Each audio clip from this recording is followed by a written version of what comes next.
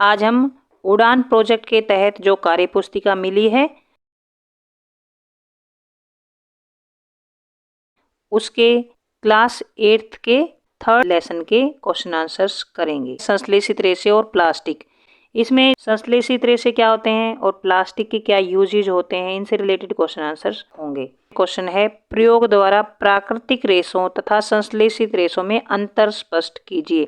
प्राकृतिक रेशे क्या होते हैं? जो हमें पौधे या जंतु से प्राप्त होते हैं, और संश्लेषित रेशे वो होते हैं जिनको मनुष्य ने बनाया है। जैसे कॉटन, ऊन जो होती है वो प्राकृतिक रेशा है क्योंकि ऊन जंतुओं से मिलती है, और कपास जो होती है, जो रुई होती है, वो भी प्राकृतिक रेशा है क्योंकि वो पौधों से मिलती है। और प्राकृतिक रेशे जो होते हैं उनके स्रोत क्या होते हैं? या तो पौधे या जंतु।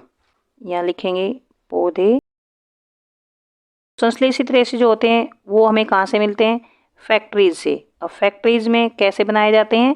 केमिकल्स वगैरह से, फैक्ट्रियों में रसायनों से बनाए जाते हैं। रसायन होते हैं केमिकल्स।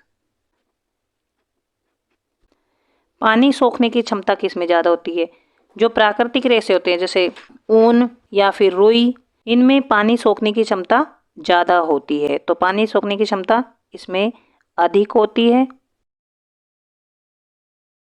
और संश्लेषित रेशों में कम होती है, ये कम पानी सोखते हैं जो संश्लेषित रेशे होते हैं वो।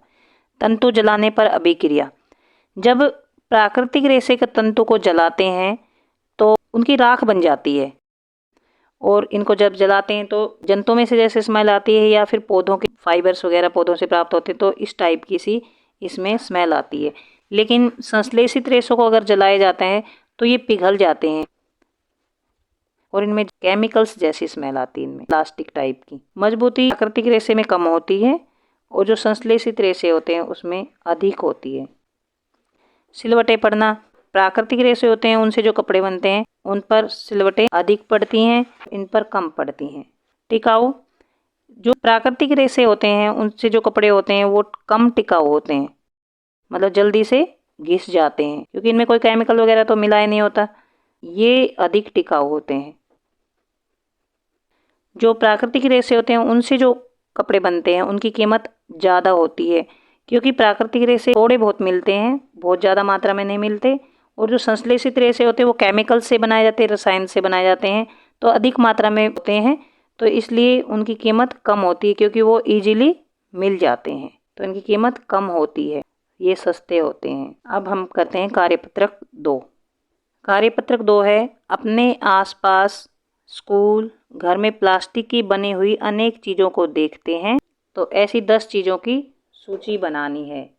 तो ये हम चीज़ें लिख लेते हैं, जैसे थाली या बर्तन लिख लेंगे। 9, 10, 11 हमने लिख लिए हैं। अब इस सूची में कौन सी वस्तु गर्म होने पर पिघल जाती है और कौन सी नहीं, अलग अलग लिखें। अब पिघलने वाली वस्तुएं इसमें लिखनी है और नहीं पिघलने वाली वस्तुएं इसमें लिखनी है। तो पिघलने वाली वस्तुएं हम छांट लेते हैं। जो थाली होती है वो गर्म करने पर पिघलती नहीं है। कुर्सी अगर प्लास्टिक की होती है तो पिघल जाती है, तो यहाँ पे हम लिख देंगे कुर्सी। बाल्टी प्लास्टिक की होती है तो पिघल जाती है, और मेटल की होगी तो नहीं पिघलेगी। चटाई भी पिघल जाती है। नल अगर प्लास्टिक का है तो पिघल जाएगा। डिब्बा प्लास्टिक का है तो पिघल जाएगा। पुस्तक नहीं पिघलेगी। बोतल प्लास्टिक की है तो पिघल जाएगी, और अगर मेटल की है तो नहीं पिघलेगी। मेज भी नहीं पिघलेगी, चौक भी नहीं पिघलेगा, और पेन पिघल जाएगा। तो पिघलने वाली वस्तु ये कुर्सी। बाल्टी अगर प्लास्टिक की है तो, चटाई प्लास्टिक की होती है। नल अगर प्लास्टिक का है तो पिघल जाएगा। डिब्बा भी प्लास्टिक का है तो पिघल जाएगा। पुस्तक नहीं पिघलेगी। बोतल प्लास्टिक की है तो पिघल जाएगी, और पेन भी प्लास्टिक का है तो पिघल जाएगा। और नहीं पिघलने वाली हमारे पास रह गई हैं थाली, पुस्तक, मेज और चौक। कार्यपत्रक 2 हो गया है। कार्यपत्रक 3, निम्न श्रृंखला को आगे बढ़ाएं।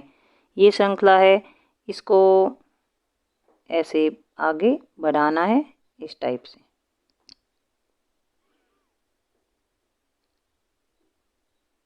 क्या आप इस प्रकार की श्रृंखलाएं नीचे दी गई वस्तुओं से भी जोड़कर बना सकते हैं? यदि हाँ तो बनाकर देखिए। रबड़ बैंड से देखिए ये श्रृंखला बना सकते हैं। इनको एक दूसरे के अंदर ऐसे लगाकर बना सकते हैं। इसको भी हम आगे ऐसे बना सकते हैं। अब रबड़ बैंड से ये बनाया इस टाइप से, इनको एक दूसरे के अंदर अटकाकर हम इस टाइप से ये बना सकते हैं। ऑल पिन से कैसे बनाएंगे? इस टाइप से बना सकते हैं। यहाँ से गोल होती है ऑल पिन।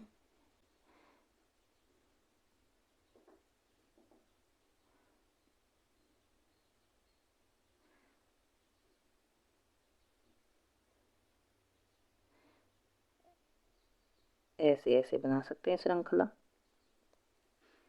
एक के सिरे को दूसरे के सिरे के पास लगाकर। और जो पेपर पिन होती हैं उससे हम बना सकते हैं। इस टाइप की होती है पेपर पिन, तो ऐसे ही इसके अंदर अटकाकर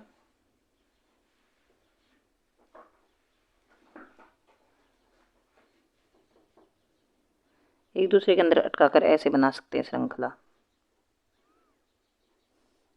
धागे में मोती, जो धागा होता है, एक धागा लेंगे उसमें हम मोती पिरोते चले जाएंगे तो ये श्रृंखला बन जाती। जब छोटी छोटी इकाइयाँ जब आपस में एक दूसरे के साथ जोड़ी जाती हैं तो उससे जो ये बन जाती है ये श्रृंखला होती है।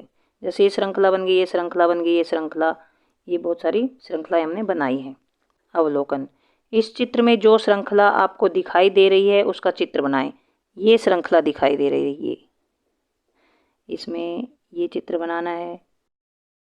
आपके या आपके मित्र के घर में टॉमी या अन्य पालतू पशु के लिए प्रयोग की जाने वाली बेल जंजीर जो होती है, जैसे ये बेल, इसका अवलोकन करें। क्या इसे छोटा या बड़ा किया जा सकता है? हाँ, इसमें से अगर ये वाली इकाई हटा दी जाए, जैसे मान लो सिर्फ 2-3 हो, ये देखिए छोटी है, और अगर इसको भी बड़ा भी किया जा सकता है, इसमें और इकाई मिला देंगे ऐसे, तो ये बड़ी भी हो सकती है बेल या जंजीर, जिससे इसको पशु को बांधा जाता है। यहाँ तक वीडियो खत्म होता है। अगर पसंद आए तो subscribe my channel, share to your friends and like. कुछ समझ नहीं आया है तो कमेंट बॉक्स में लिखकर पूछ सकते हैं। Thanks for watching.